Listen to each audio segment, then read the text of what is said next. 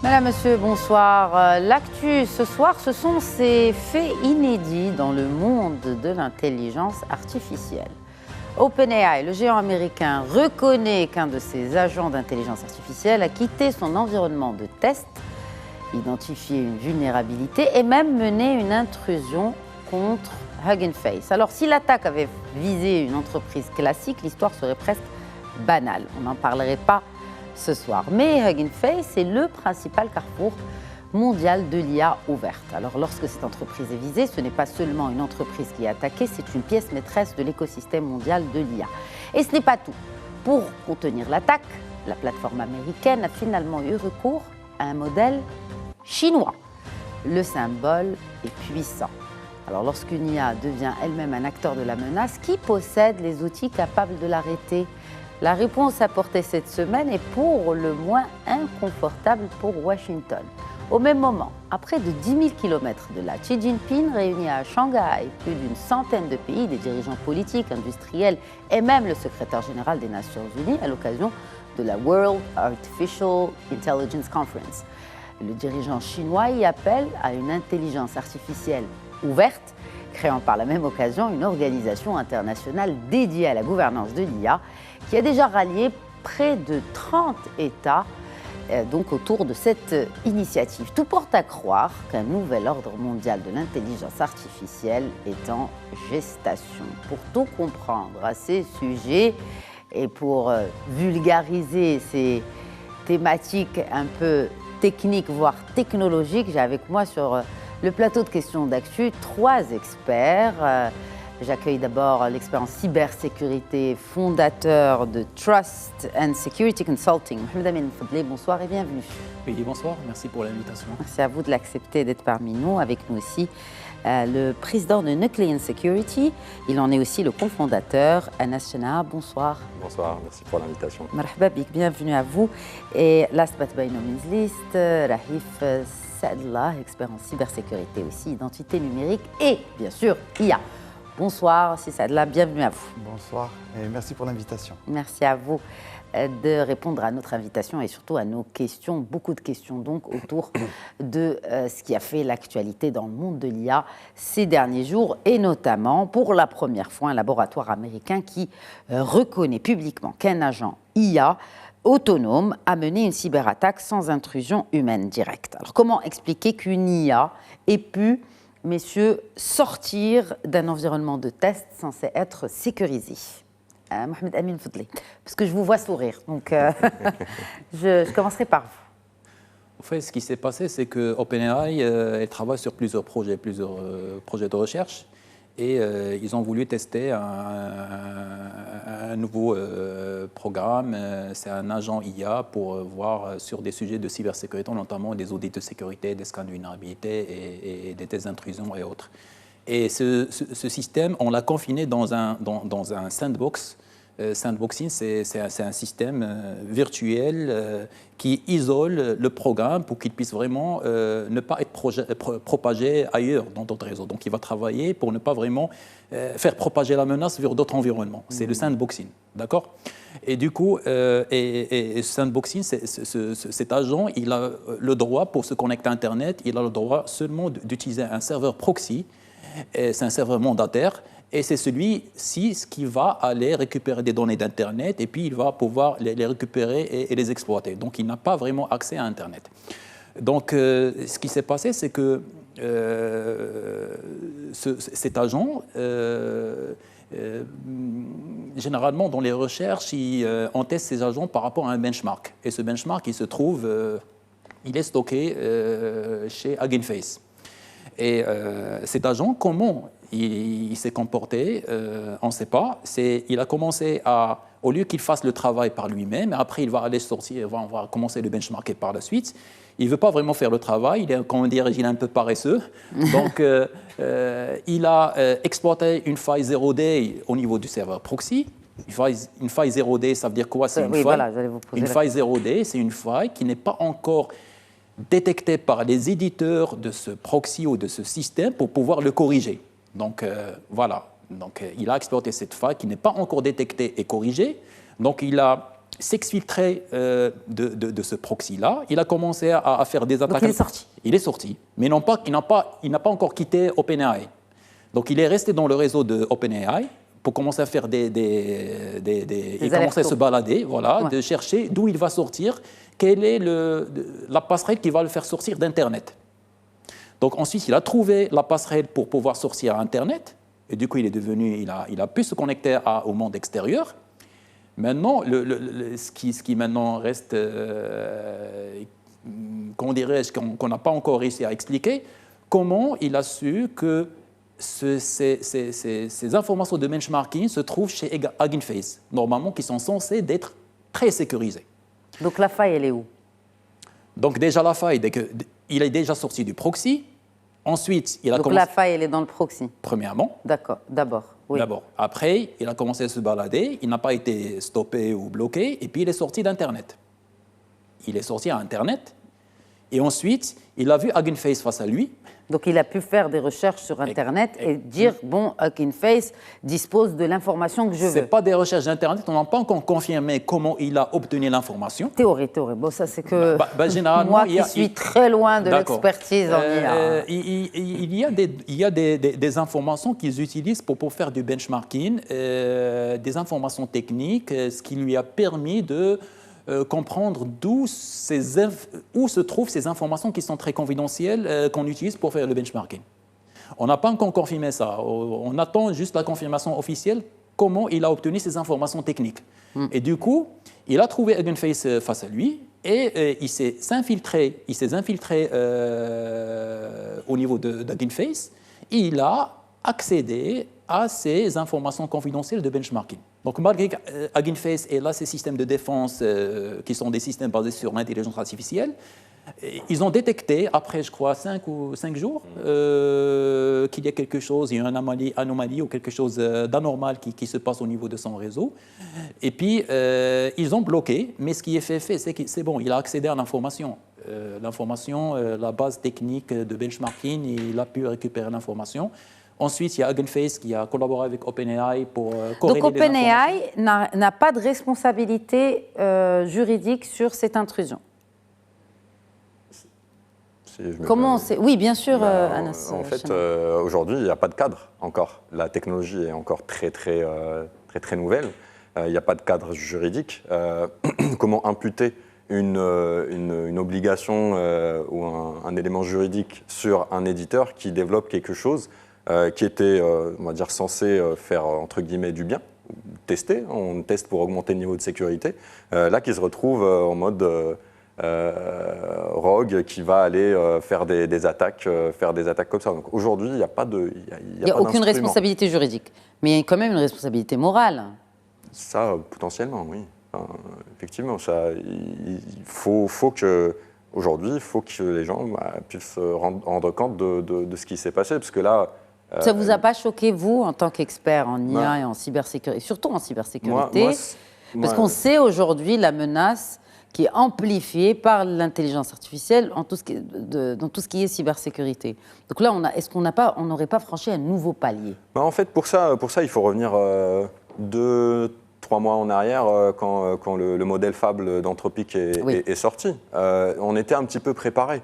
C'est-à-dire que le scale ou la portée, on va dire, de la capacité d'un algorithme à trouver des vulnérabilités, maintenant, elle est validée. C'est-à-dire qu'avec Fable, et c'est pour ça qu'il y avait ce kill switch sur ce modèle-là, c'est-à-dire que le gouvernement américain interdit tout usage de personnes non américaines, même sur le sol américain.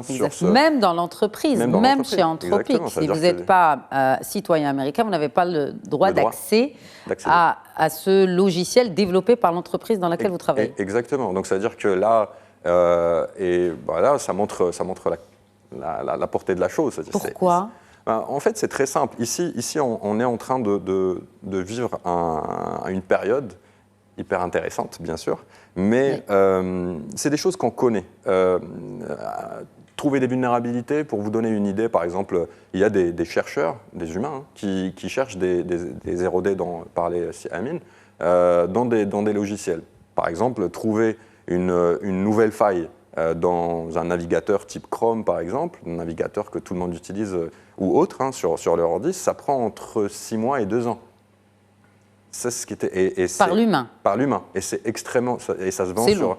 Ouais, et donc du coup, il y a des personnes bienveillantes qui travaillent sur ça, et donc du coup, ils vont notifier l'éditeur et ils vont percevoir ce qu'on appelle une rémunération, un bug bounty. Soit c'est des personnes malveillantes qui vont vendre ça sur le marché noir. Le dark web. Et donc du coup, ça, dans le dark web, exactement. Donc du coup, ça, c'est un gros investissement par rapport à ces gens-là. Ça prenait entre 6 mois et 2 ans pour trouver... et ça coûtait, sur des navigateurs, globalement, ça coûte à peu près $1 million, la vulnérabilité, sur le marché noir. Et, sur le marché noir. Sur le marché noir, exactement. Donc ça coûte plus cher que si coûte plus cher sur le marché noir. On dénonçait aux développeurs. Exactement. Il y a, par exemple, Google a déjà donné des rémunérations sur des vulnérabilités identifiées de 100, 200 000 $, etc. Mais après, sur le marché noir, parce que l'utilisation va être malveillante. C'est-à-dire la personne qui va acheter cette vulnérabilité, cette 0D dont on parle, va l'utiliser pour des raisons malveillantes, pour faire de l'espionnage ou autre, ou l'accès distant à des systèmes. Et donc du coup, là, vous prenez cette échelle-là, vous la multipliez par 1 milliard, 10 milliards, 100 milliards, parce que là, ces agents-là sont capables de trouver plusieurs milliers de vulnérabilités comme ça en quelques minutes. Donc du coup, là, c'est pour ça que je dis... On vit maintenant dans une ère qui est extrêmement intéressante. Donc, c'est pas tant on va dire la vulnérabilité ou le process qui choque, c'est plutôt l'étendue de la chose. Donc, pour revenir déjà, encore une fois, sur là, c'était juste pour faire un petit rappel, pour revenir à la question. Aujourd'hui, effectivement, Siamin, il a expliqué un peu la démarche. Il y a eu une vulnérabilité. En tout cas, pour moi, la vulnérabilité et les côtés agents. Parce que, bien sûr, l'agent, il a exploité une vulnérabilité. Alors, l'agent, vous parlez d'une IA. D'une IA, oui, l'agent IA. Pas de OpenAI. Non, l'agent en tant qu'agent autonome. Agent autonome. Pour moi, ça ressemble à un film de science-fiction. Je ne sais pas pas pour vous. Il faudra prévoir des lois aussi qui s'appliquent que sur les agents autonomes. Bien sûr. Et des tribunaux aussi. Mais je ne sais pas. Parce que, bon, là, vous parlez. Juste comme ça, on le laisse finir si vous le permettez. Donc, ce que vous dites, c'est la responsabilité. Elle est entièrement assumée par l'agent autonome qui a opéré de manière autonome, encore une fois, cette intrusion dans une autre entreprise, dans les dossiers d'une autre entreprise. En tout cas, légalement, aujourd'hui, il n'y a pas de cadre. Oui. La définition même, la vulnérabilité, elle est bien sûr technique parce que l'agent IA a permis d'identifier une vulnérabilité dans un autre système pour pouvoir sortir, mais le cadre qui a été posé de ce test-là est faillible. C'est-à-dire qu'on n'a pas mis les garde-fous pour s'assurer que cet agent-là, il va rester dans contenu. Est-ce qu'on l'a fait exprès ou c'est un oubli ? Est-ce qu'on peut quand même se permettre ce genre d'erreur on peut pas se permettre. Où on fait justement pour pousser au maximum le test. En fait, c'est des informations qu'on a eues et c'est pas encore confirmé. C'est que OpenAI, ils ont baissé volontairement, on va dire, les garde-fous pour pousser jusqu'au bout le benchmark. Donc, comme il a bien expliqué Sim Fadley, c'est que l'objectif de ce test, c'était d'évaluer jusqu'à où peut aller cet agent-là d'un point de vue cybersécurité, comment il peut contourner les mesures qui sont déjà mises en place. Et donc, pour revenir sur la question de la responsabilité, aujourd'hui, bien sûr, il n'y a pas encore le cadre. On n'a pas la possibilité aujourd'hui d'identifier et de partager la responsabilité entre la société qui a développé donc OpenAI, l'équipe qui était en charge du projet et l'équipe qui est en charge de sécuriser cet environnement de test. Et donc là, il y a vraiment un vrai sujet qui doit être géré d'un point de vue gouvernance au niveau de la société elle-même, mais également au niveau international. Je pense qu'on va revenir sur cela. Alors, ce qui est intéressant en parlant de cette entreprise en particulier, c'est qu'il y a un calendrier, il y a un événement important dans la vie de cette entreprise qui se prépare, c'est l'IPO. C'est-à-dire, c'est l'entrée en bourse de OpenAI. Est-ce que c'est une coïncidence? Est-ce que ça pose aussi des questions sur la transparence de la communication de l'entreprise? Je dis ça, je ne sais pas, je pose des questions. On ne pourrait pas s'avancer là-dessus parce que faut être vraiment du côté de OpenAI pour avoir des informations confidentielles de ce type. Mais ce qui est intéressant à souligner... Non, mais ça peut porter préjudice à l'IPO de OpenAI, parce qu'on va commencer à se dire, attendez, s'ils l'ont fait exprès, si effectivement ils ont baissé les garde-fous, que sait-on finalement de ce qui se passe réellement dans OpenAI? Est-ce que c'est une... vous savez, la confiance, c'est un peu le guide des investisseurs sur les marchés. Donc, ça risque quand même de compromettre cette entrée en bourse d'OpenAI. Comme ça peut donner une bonne image sur le produit qu'ils sont en train de développer et qui pourrait montrer en fait un niveau on va dire d'exploitabilité de vulnérabilité zero day qui n'ont pas été encore identifiés par les constructeurs et par les éditeurs logiciels. Oui. Donc, à ce stade, on ne pourrait pas s'annoncer... On verra comment se passera l'IPO, ça va nous donner des réponses. Alors, autre question, et là, c'est vraiment c'est ce qui soulève aussi de grosses questions. Pourquoi Hugging Face, quand elle a été attaquée, a dû se tourner vers un opérateur, ou un modèle, chinois plutôt qu'américain? Parce que c'est finalement un modèle chinois qui a résolu le problème. Corrigez-moi si je me trompe, messieurs les experts. Non, en fait, ce qui s'est passé, c'est, je parle sous le contrôle de mes amis, c'est d'abord Hugging Face, dans son infrastructure, elle a des agents IA basés sur l'intelligence artificielle qui protègent l'infrastructure. Donc, ils ont pu, au fait, ils ont détecté quelques signaux faibles au début. Donc, un signal faible, c'est-à-dire c'est comme une tentative, c'est comme un événement de sécurité. C'est quelqu'un qui tente de faire quelque chose. Ensuite, donc, il y a une corrélation de plusieurs signaux faibles, ce qui a montré un signal très, très, très fort sur la partie pénétration du système et accès à ces informations dites très confidentielles. Ce sont des informations de benchmarking. Ensuite, avec en corrélant certaines informations en interne, ils se sont retournés vers OpenAI pour voir est-ce qu'ils sont des événements qui sont un peu très, comment dirais-je, compatibles. Donc tout ce qui sort d'OpenAI, ça rentre chez les autres avec des adresses IP, d'entrée-sortie, etc. Et du coup, ils ont pu vraiment tracer l'attaque de bout en bout. D'accord ? Mais il y a une entreprise chinoise qui a été sollicitée. En fait, c'était un modèle. C'est un modèle plutôt, pas une entreprise, pardon. Un modèle IA qui a permis d'identifier en fait l'attaque. Oui, mais c'est chinois, c'est made in China, c'est pas américain. Sincèrement, je ne saurais pas vous le dire, mais en tout cas, ce qui est sûr, c'est que... Bon, moi, en préparant l'émission, c'est ce que j'ai trouvé. Du coup, raison, mais après, bon, je peux me tromper. Ce qui est juste important, c'est de savoir qu'à la fois, l'agent IA, il est à l'attaque, et en même temps, côté défensif. Alors, c'est plutôt rassurant. Oui, alors la neutralisation de cette attaque a nécessité le recours à un modèle chinois OpenWeight exécuté localement. C'est quoi déjà un modèle chinois OpenWeight? En fait... moi, ça ne m'étonne pas, parce que, vous savez, le kill switch qui a été activé par le gouvernement américain par rapport à Fable, mais aussi par rapport à d'autres sujets, ça passe très mal, parce que là, en tout cas, les Européens se sont rendus compte que voilà, il y a en termes de souveraineté de données, en termes de modèles, etc., c'est un petit peu loin. Et donc, du coup, les entreprises, notamment européennes, et au fur et à mesure, vont vouloir s'ouvrir sur d'autres puissances de l'intelligence artificielle, et notamment la Chine, parce que la Chine, aujourd'hui, je pense qu'on va l'évoquer au niveau des sujets, et se positionne, on rentre un peu dans un mode bipolaire, avec un peu cette notion de l'hémisphère nord qui développe ses propres modèles, ses propres réglementations, et donc du coup un contrebalancement des autres puissances mondiales, et notamment chinoises et russes, qui vont vouloir apporter une réponse à cette hégémonie.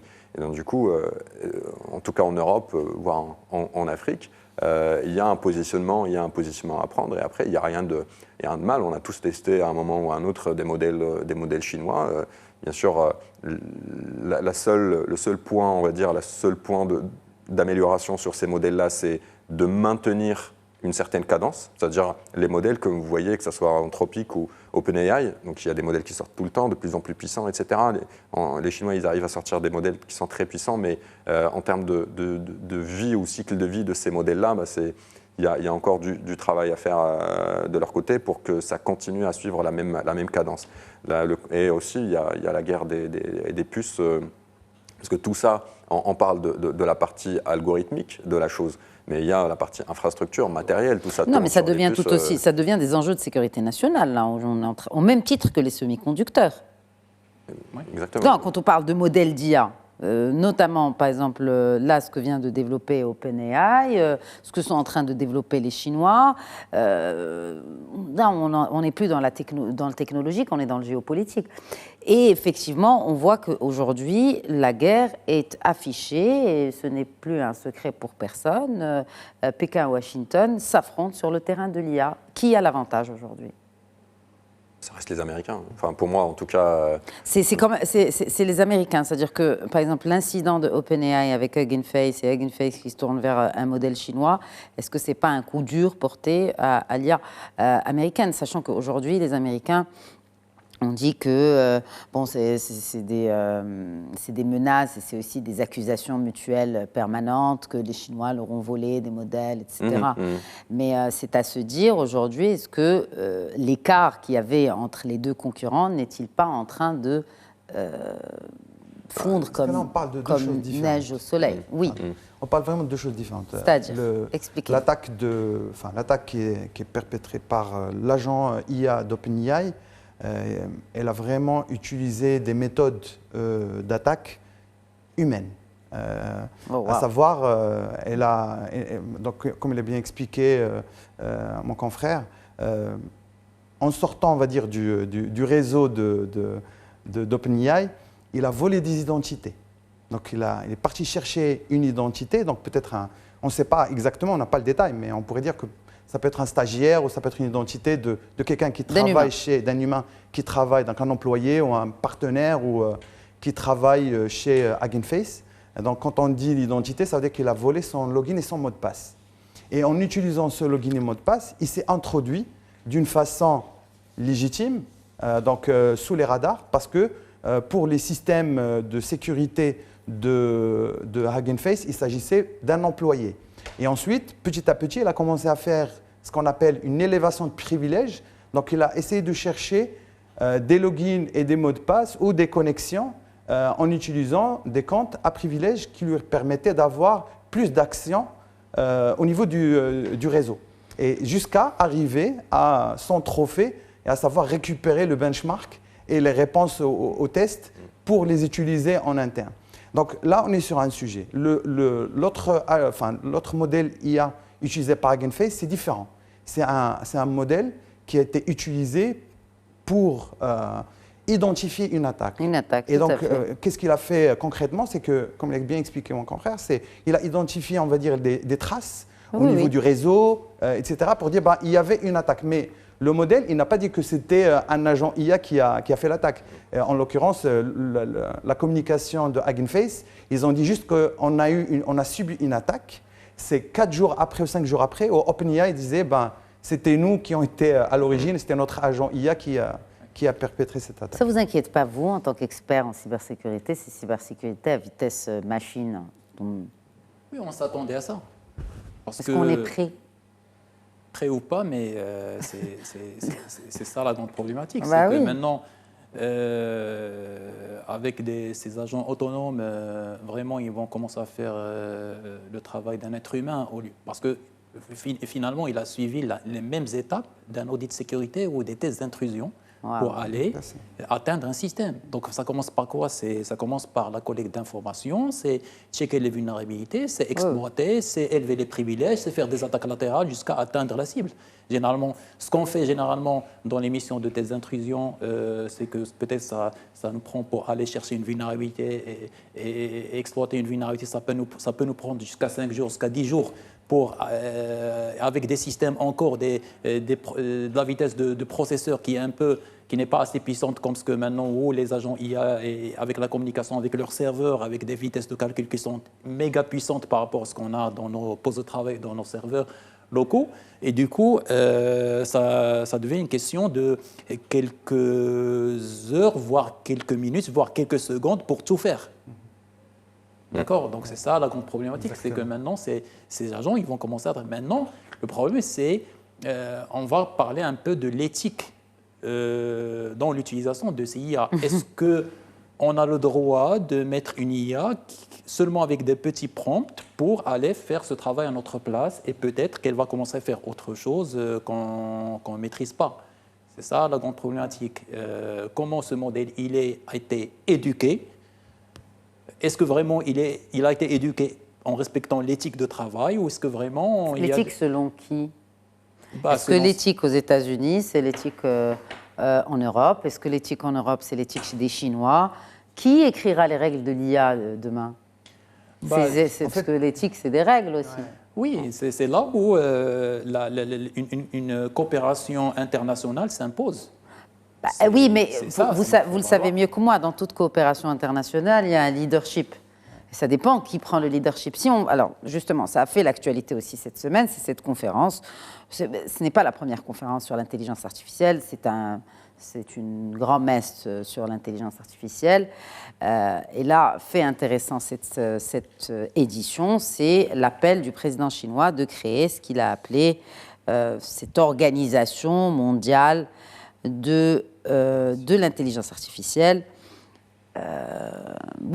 Déjà 29 pays ont signé, ont acté leur adhésion à cette organisation mondiale de l'intelligence artificielle. Si le Sud global, comme on parle de Sud et de Nord, si le Sud global rejoint justement cette initiative intitulée WICO, est-ce qu'on ne risque pas une nouvelle forme de dépendance technologique du côté chinois? D'abord, je crois qu'ils n'ont pas encore publié une feuille de route concrète pour pouvoir vraiment définir un bon plan d'action. D'accord. Donc déjà, il va falloir faire sortir la feuille de route, il va falloir aussi obtenir l'adhésion de tous ces géants de développement de l'IA. Qui sont ces géants? Est-ce qu'on les connaît? Est-ce qu'on connaît aujourd'hui les géants de l'IA les gens, chinois? on ne connaît que la phase, comment dirais-je, qui est sur... Bah oui. Mais la face cachée d'iceberg, on ne la connaît pas. Voilà. Sur ce point-là, si je me permets, il y a le sujet, effectivement, il y a la phase émergée, etc. Là, on parle de la couche un peu haute, donc qui est algorithmique. Là, on parle tout ce qui est modèle d'intelligence artificielle, comment on entraîne des agents, comment on entraîne des LLM, etc. Il y a la face cachée de tout ça. Encore une fois, ce sont ces microprocesseurs, ces GPU, qui sont majoritairement développés et construits par des géants américains, notamment NVIDIA, pour faire tourner d'une manière extrêmement efficace et entraîner d'une manière extrêmement efficace des modèles comme ça. Il faut cette puissance de calcul. NVIDIA est leader. NVIDIA et le gouvernement américain ont une sorte d'embargo sur ces puces-là. Donc ils vendent juste à certains pays. Il y a des quotas. Par exemple, la Chine n'a pas le droit d'accéder aux dernières puces développées par NVIDIA. NVIDIA peuvent vendre à des entreprises chinoises, mais seulement sur certaines catégories. Donc du coup, ça permet aux Américains de brider un petit peu l'avancée des LLM chinois. Donc ce que je disais avant par rapport à leur entraînement, etc. Donc il y a cette partie, qu'on le veuille ou non. Il y a des leaders mondiaux qui maintiennent et qui détiennent plutôt cette infrastructure-là, cette connaissance, cette expertise des puces, ce qu'on appelle des GPU. Donc du coup, et comme vous l'avez très bien dit, il y a une sorte de coopération internationale. Effectivement, il y a toujours des leaders, un leader ou plusieurs leaders sur ce travail qui va être fait en commun. Donc il y a aussi de l'influence qui est faite à ce niveau-là. L'idée, c'est je pense que le gros challenge pour les différents pays, qui n'ont pas ces capacités-là, parce que là, on voit deux géants qui sont en train de se livrer bataille sur ce terrain-là. Donc, le vrai challenge, c'est de garder une notion, une certaine, on va dire, une certaine position qui n'est ni dans un camp ni dans un autre, afin de profiter aussi des éléments positifs de chaque. Oui, mais on ne risque pas de tomber encore dans un autre instrument d'influence chinoise si on va sur ce Weiqi, parce qu'on sait que effectivement les Américains ont une certaine souveraineté, notamment en ce qui concerne les puces de Nvidia et ces technologies qui, pour le moment, est aux avantages des Américains. Mais si les Chinois invitent justement les pays du Grand Sud en leur disant voilà, nous, on a une alternative, vous n'allez plus subir en fait quelque peu l'influence américaine, du coup, ils vont subir quelle influence? Si on n'est pas des acteurs, donc on subit. Exactement. En fait, ça a toujours été deux modèles différents. Enfin, un modèle américain qui est un peu dans la vitesse, dans l'accélération, dans délivrer des choses. L'exemple, par exemple, de OpenAI et Hugging Face, c'est un exemple typique de la vitesse avec laquelle on veut aller d'un point de vue technologique avec les entreprises américaines. C'est limite, voilà, notre objectif, c'est le résultat. Les garde-fous, on va voir après. La régulation, on va voir après. Oui, l'ouverture des modèles aussi. Là, on est en train de parler de risques qui peuvent être des risques qui peuvent atteindre la sécurité. Majeur. Bien sûr, la sécurité des pays. L'exemple, et je vais finir par ça, par exemple, quand ce nouveau modèle d'Anthropic qui est sorti et qui était capable de trouver des vulnérabilités non connues, des centaines, voire des milliers de vulnérabilités non connues en quelques minutes, quelques secondes, la première réunion de haut niveau qui s'est tenue, c'est au niveau de la Fed aux États-Unis, qui ont rassemblé les 5-6 premières banques américaines. Ils ont dit, OK, là, c'est un gros risque déjà pour le système bancaire, parce que, imaginez, on a un agent, on le lance sur un système bancaire, tout s'écroule. Exact. Donc, il y a vraiment ces risques-là. Heureusement, les États-Unis sont en train de prendre les mesures, notamment le kill switch sur Fable. C'est une mesure qui est extrêmement forte. C'est-à-dire, qui protège les Américains, en fait. Qui les protège, qui protège les Américains. Qui protège les Américains, OK, les intérêts, effectivement, les intérêts des Américains. Et on n'est pas dans cette approche un peu acharnée où on veut délivrer au maximum. D'un point de vue, on va dire, sur l'autre pôle, entre guillemets, pôle chinois, c'est une autre démarche, c'est plus mesuré. Entre guillemets, ça peut être plus inclusif, on ne sait pas. Mais on va... Ce qu'ils appellent une coopération internationale ouverte. Donc c'est ça l'inclusivité. Mais ce qui nous a aussi divulgué cette attaque, c'est que l'enjeu majeur de la cybersécurité de l'IA, c'est pas juste une question de sécuriser le modèle en lui-même. Parce que là, on parle vraiment de l'environnement du modèle. C'est que cet agent IA, il a utilisé, il a volé des identités. Oui. Donc, il a pu avoir accès à un environnement en dehors de la sandbox, donc l'environnement test, qui était prévu à la base pour. Et donc, pour ces agents IA, il est important aujourd'hui de les penser vraiment comme des humains. Donc, ce qu'on appelle aujourd'hui l'identité non humaine. Et donc, il faut être en capacité, pour chaque agent, attribuer une identité. En même temps et en parallèle, limiter ses accès. On ne peut pas lui donner un full access à n'importe quoi, sinon ça devient vraiment compliqué et il peut faire des choses comme on l'a vu avec cette attaque. Qu'est-ce qu'il aurait pu faire de plus grave? Si Hugging Face, ils se sont rendus compte quand même un peu en retard, c'est au bout de 5 jours de l'intrusion qu'ils se sont rendus compte. Heureusement, on va dire, et je pense aussi pour ne pas faire peur aux téléspectateurs, l'IA n'est pas malveillante. C'était, comme il a bien expliqué... Oui, là, vous venez de parler de quelqu'un qui a volé une identité. Non, mais c'est important juste de le préciser. Je ne sais pas où vous placez le curseur de la malveillance, mais on est quand même face à un agent qui est hors la loi. Non, en fait, ce n'est pas malveillant. Pourquoi? Parce que le problème, ce n'est pas dans l'IA lui-même, c'est un outil. Le problème, c'était dans la définition, le cadrage de son objectif. En gros, pour passer ce test, on aurait dû lui dire vous n'avez pas le droit d'accéder à Internet, vous n'avez pas le droit d'aller chercher des corrigés. Donc c'est une question de prompt. Exactement. Donc il n'est pas sorti du prompt. Non, en fait, cette IA, c'était voulu. Donc, c'était l'objectif de cette recherche. C'est aller checker des vulnérabilités, essayer de faire des intrusions, etc. Même et du coup, c'est pour ça qu'ils l'ont sandboxé. On utilise des techniques qui ne sont pas ni éthiques, ni légales. On ne sait pas pourquoi, pour quel objectif ils ont développé ce modèle-là, cet agent-là, mais la finalité de cet objectif, de cet agent, c'est pouvoir faire comment dirais-je, des tests de vulnérabilité, ou pour ne pas dire tests d'intrusion. C'est pour ça qu'on l'a sandboxé. Pourquoi on l'a sandboxé? Parce qu'ils ont peur, ils ont vraiment évalué ce petit risque-là pour dire, si jamais il commence vraiment à faire des choses, il ne va pas atteindre nos réseaux serveurs. C'est pour ça qu'on l'a isolé un peu du réseau pour qu'il puisse vraiment faire son travail. Mais malheureusement, le risque zéro n'existe pas. Lui, il a pu exploiter certaines vulnérabilités. Il a commencé à se balader d'abord au niveau du réseau OpenAI avant de sortir à l'extérieur. Et ce qui est sûr, et ça on le sait, c'est que l'IA, en fait, elle n'a pas d'intention. Là, je suis pas sûr. L'objectif, il n'était pas bien cerné. Oui. Et donc, en fait, concrètement, ce qu'il a fait cet agent-là, c'est qu'il a identifié un certain nombre de scénarios pour atteindre son objectif. Et donc, parmi ces scénarios, c'était le chemin prévu par les testeurs.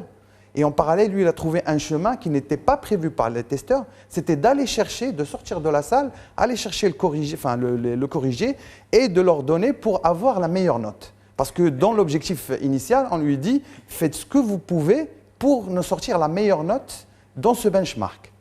Et donc, c'est les spectateurs, il faut qu'ils les comprennent.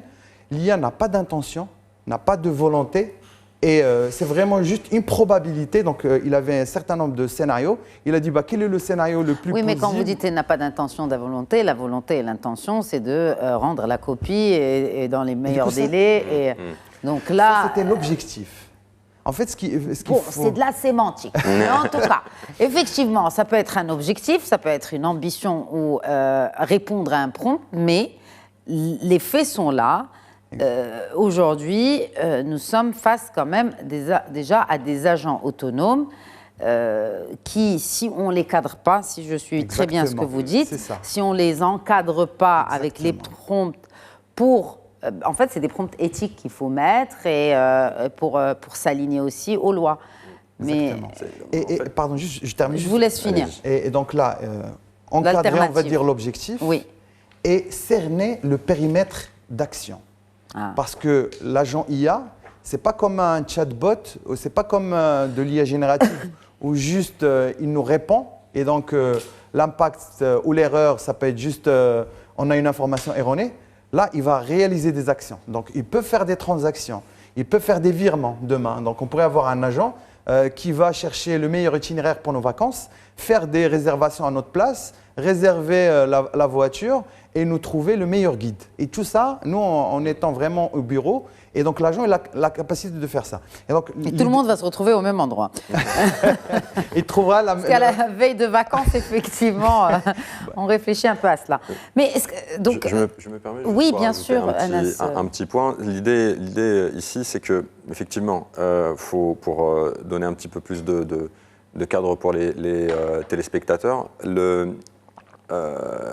il y a déjà une compétition entre les éditeurs d'LLM, les éditeurs de ces modèles-là américains. Déjà, entre eux, il y a une grande compétition. Et donc, du coup, l'objectif de ces tests dont on parle depuis le début, c'est de dire qui a le meilleur modèle. Et donc, du coup, l'idée, c'est que là, et c'est là où on peut revenir, est-ce que c'était le manque de cadre était voulu ou pas? C'est une autre histoire. C'est de dire, OK, est-ce que on a le modèle, il s'est dit, ou l'agent IA, il s'est dit, moi, si je veux être au top, je dois aller attaquer le prof qui est en train de me noter. Et donc, du coup, c'est son raisonnement. Après, effectivement, il y a la notion... En considérant que le prof, c'est Hugging Face. Exactement. En fait, c'est ça. Et là, c'est très grave. C'est-à-dire que si effectivement, ce manque de supervision humain, parce que on suppose, tout est prompté, donc il y a un texte qui a été donné pour trouver des vulnérabilités avec des modèles ou ce qu'on appelle des domaines spécifiques LLM. C'est des Large Language Models qui sont spécifiques à une activité, et dans ce cas-là, la cybersécurité, si il s'est avéré qu'effectivement, ce manque de cadre a été fait pour que l'agent puisse maximiser ses actions, et notamment rentrer dans une zone grise où il peut lui-même être malveillant, là, c'est très grave. Oui, parce que c'est très grave. Bon, pour ce qui nous reste dans l'émission, on va revenir à cet appel de la Chine, parce que justement, c'est selon le président chinois, c'est pour aussi avoir une espèce de gouvernance mondiale sous l'égide de l'ONU pour l'intelligence artificielle. C'est des règles internationales communes. C'est un accès plus équitable aux technologies pour les pays du Sud. C'est un développement responsable avec contrôle humain. Donc là, ça rejoint un peu ce que vous dites.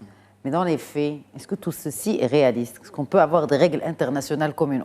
On a déjà du mal à avoir des règles internationales communes sur le commerce, qui est, je pense, l'une des activités les toutes premières de l'humain. Est-ce qu'on peut penser des règles internationales communes pour l'IA? Je pense qu'on n'a pas le choix.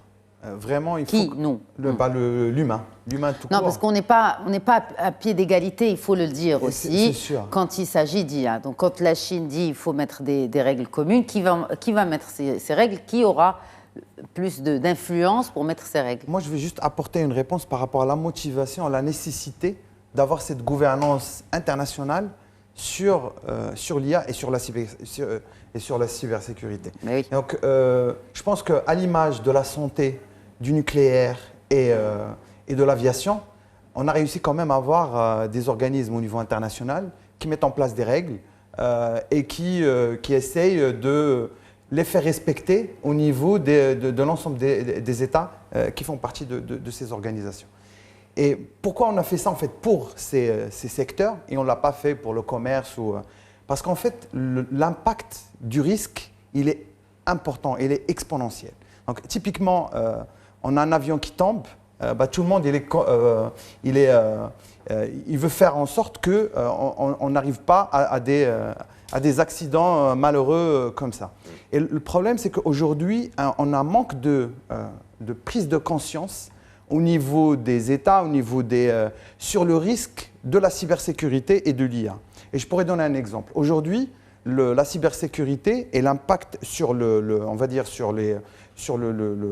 système d'information des entreprises. Donc, un attaquant pourrait avoir et pourrait compromettre un SI, un système d'information, rentrer, chiffrer les PC, du coup on ne peut plus travailler et du jour au lendemain, les employés se retrouvent au chômage. Mais pas que. Donc ça peut arriver même aussi au niveau de la vie quotidienne, parce qu'un attaquant qui va cibler un hôpital, et c'est déjà arrivé, on peut se retrouver avec malheureusement des morts parce qu'on n'a plus accès, comment dirais-je, à la salle d'opération. Et donc le risque de la cybersécurité qui va être encore exponentiel avec l'IA, il est de plus en plus important. Et donc, il faudrait prendre en considération, et on a besoin vraiment d'une prise de conscience. Le deuxième point, c'est que dans le monde du digital, on n'a pas de frontières. Donc, au Maroc, on peut se connecter sur des serveurs et des sites web aux États-Unis, on peut subir des attaques d'autres pays. Et donc, le fait d'avoir, si on pense juste à une gouvernance et une réglementation étatique, ça ne va pas apporter une vraie réponse. Oui. Donc, il faut vraiment, on est obligé d'avoir cette gouvernance globale. Maintenant, effectivement, et je vous rejoins, il y a un aspect géopolitique. Il y a une concurrence sur la souveraineté, sur toutes ces technologies IA. Et effectivement, je pense qu'on n'a pas le choix. Enfin, quand je dis nous, c'est vraiment les humains.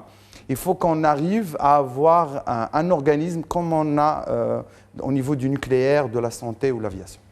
Au cas où l'IA utilise la faille chez nous, humains, pour l'utiliser contre nous. Je dis ça, je dirais. Là, on vire vers la science-fiction qui reste aujourd'hui tellement proche de ce que nous sommes en train de vivre. Mohamed Amin, si vous me permettez, la question elle est difficile côté réglementation parce que Et il y a un problème d'adéquation de lois ou règlements liés à la cybersécurité. Comme vous le savez maintenant, je vais seulement ouvrir la parenthèse par rapport au RGPD ou à la loi 0908 sur la protection des données personnelles. Aussi, on va commencer à chercher, demander si jamais on va transférer des données, il va falloir que le pays qui va récupérer les données, est-ce qu'il a l'adéquation par rapport aux lois et réglementations. Donc il y a toujours, déjà dans cette problématique de transfert des données entre chaque pays, on a toujours la problématique, c'est que les lois, les règlements ne sont pas équivalentes. C'est pour ça qu'on a ce problème. Je vous donne un autre exemple. Si quelqu'un qui va, un cybercriminel qui va vous attaquer depuis un autre pays, et il va attaquer, on va le tracer au Maroc, est-ce qu'on a les moyens pour pouvoir le poursuivre en justice? Ça, c'est un problème. Et du coup, il y a un problème de loi, un problème de règlement, un problème d'utilisation du système d'information, des moyens informatiques. On a des lois au Maroc, peut-être que d'autres pays, il n'y a pas de loi qui permettent de cadrer l'utilisation malveillante d'un système d'information. Donc déjà, il va falloir commencer à penser, trouver sur un système réglementaire international adéquat pour tous les pays sur la partie utilisation de l'IA et surtout l'éthique de l'utilisation de l'IA. Et c'est là on va commencer à parler des autres étapes. Mais si jamais on ne se met pas d'accord sur le volet juridique, on ne peut pas passer à autre chose. Hein. Moi, si je peux apporter une petite réponse à ça, moi, je rejoins mes collègues sur la nécessité d'avoir ce cadre-là. Vaut mieux un cadre bancal ou qui marchouille un petit peu que absence de cadre, parce que là ça va devenir un peu le Far West et c'est très compliqué. Rien ne nous empêche bien sûr d'adhérer à des initiatives comme ça, mais aussi pour que chaque pays puisse garder ses propres souverainetés, c'est de translater ces directives sur des lois locales, sur des obligations locales. Ça a toujours été le cas. Donc, pour moi, sur ce sujet-là, le point qui m'effraie toujours, c'est les biais des personnes qui développent ces technologies. C'est-à-dire que vous et moi, on vit dans une société avec ses codes, avec ses coutumes, etc. Le fait qu'un Chinois ou un Américain, quand il développe avec ses propres codes, sa propre perception du monde. Et donc, du coup, quid de la nôtre? Est-ce qu'on va subir ces biais-là ou autre? Donc, il y a effectivement le cadre il est nécessaire, mais il faut absolument une adaptation, serait-ce que pour donner son avis à ces conférences qui sont, on va dire, avec des gouvernements différents, etc. Ça permet de débattre sur des sujets. Et chaque pays doit mettre à disposition des experts dans le domaine, des experts du pays qui vont apporter aussi leur vision pour modifier, adapter. On ne fera jamais une réglementation par pays dans ce cadre-là, donc ça va jamais marcher. Mais voilà, il faut une certaine adaptation, une certaine latitude à apporter. C'est intéressant parce que ce serait un peu comme la charte des droits de l'homme de l'ONU, mais peut-être aussi des chartes des droits de l'IA. Bon, 1948, 2029, 30, 2000. Ouais, parce que là, c'est urgent quand même. Exactement, là, c'est vraiment urgent. Je me permets juste de rajouter un petit point qui a été évoqué par Sine Fadley, c'est que moi, personnellement, je vois la chose d'un point de vue application technologique. C'est-à-dire, on peut se mettre d'accord sur toutes les règles, toutes les réglementations, toutes les lois qu'on veut. J'ouvre juste une petite parenthèse. Il y a une analyse ou des benchmarks que ces éditeurs-là font en interne pour voir le raisonnement du modèle. Et là, c'est une étude qui est super connue. Et ils se sont rendus compte que le modèle dit les choses, dit quelque chose et fait en background ou en interne des choses complètement différentes. Donc, c'est-à-dire qu'ils vous disent, le modèle vous dit ce que vous voulez entendre, et derrière, il fait ce qu'il veut. Et ça, il y a une étude c'est une infime partie du raisonnement, c'est-à-dire qu'ils ont rajouté des garde-fous pour dire OK, affiche-moi ton raisonnement. Et le raisonnement, il est complètement différent de la réalité. Oh, wow. Et donc, du coup, juste sur ça, ça vous montre un peu la complexité de la chose, la complexité de maîtriser ces éléments-là. Et donc, on n'est pas encore arrivé à mettre en place des garde-fous pour savoir si un éditeur de modèle respecte des lois et des réglementations. Donc, il faut je ne veux pas décourager, mais il faut faire le travail, il faut mettre le cadre légal, réglementaire, etc., se mettre d'accord sur ça. Et après, je pense que le chemin, déjà technologique, moi aujourd'hui, je ne suis pas convaincu que l'état de l'art technologique nous permet de valider ou de prouver qu'un modèle respecte ce qu'on lui dit, parce que il faut savoir qu'il y a toujours un modèle économique derrière. Tout ça, on ne le fait pas pour la beauté des jeux. Il y a vraiment du business. Mais même si les entreprises chinoises sont en train de perdre de l'argent, c'est-à-dire qu'elles ne génèrent pas d'argent, mais l'impact, il est beaucoup plus important sur l'influence. Et là, ça n'a pas de prix. Mais ça, je suis parfaitement d'accord. En fait, moi, je prends ça d'une manière hyper opérationnelle. C'est-à-dire que déjà, on investit énormément d'argent pour développer ces modèles et entraîner ces modèles. Ouais. Pour moi, on doit investir 10 fois, voire 20 fois plus pour les maîtriser. Ah. Et donc, du coup, c'est là où le modèle économique peut être un peu bancal aussi. Raif Sadla. Et j'aimerais bien rebondir parce que c'est intéressant ce que vient de dire mon confrère. On a bien parlé on va dire, de la réglementation, de la conformité. Et je pense que pour nous, Marocains, il ne faut pas qu'on tombe dans les erreurs des Européens qui ont passé beaucoup de temps à se consacrer à la réglementation et de passer à côté de la technologie. Oui, c'est vrai. Et donc, je pense qu'il faut voir de ça, de tout ce qu'on est en train de dire, c'est des opportunités pour notre pays parce qu'on est vraiment au début d'une vague. Si on met les bons investissements, on met les bonnes personnes autour de la table, on pourrait développer, on va dire, des outils, des solutions. Et je pense que si Anas connaît très très bien ce domaine, des outils donc, qui vont nous permettre de sécuriser, pas uniquement on va dire l'IA, mais tout ce qui est aux alentours. Et l'avantage de ça, c'est que c'est comme dans une, si on se lance, on va dire dans le domaine des voitures autonomes, nous on va se consacrer à à travailler sur les freins et pas sur le moteur. Donc aujourd'hui, le moteur c'est les modèles LM, c'est les agents IA. Nous aussi, on se consacre vraiment à travailler sur les freins, sur la protection. On aura notre mot à dire demain. Surtout que, oui, effectivement, l'IA fait partie des dossiers aussi qui sont traités par ce gouvernement. Mais effectivement, quand on voit la grandeur de ce qui est en train de se jouer, il est temps de se positionner d'une manière ou d'une autre. Merci beaucoup. Merci Mohamed Amin Fadli. C'est un plaisir de vous accueillir. Merci à vous aussi, Anas Chena et Raif Sadla. Merci. Merci beaucoup. Merci à vous. C'est la fin de cet épisode de Questions d'Actu.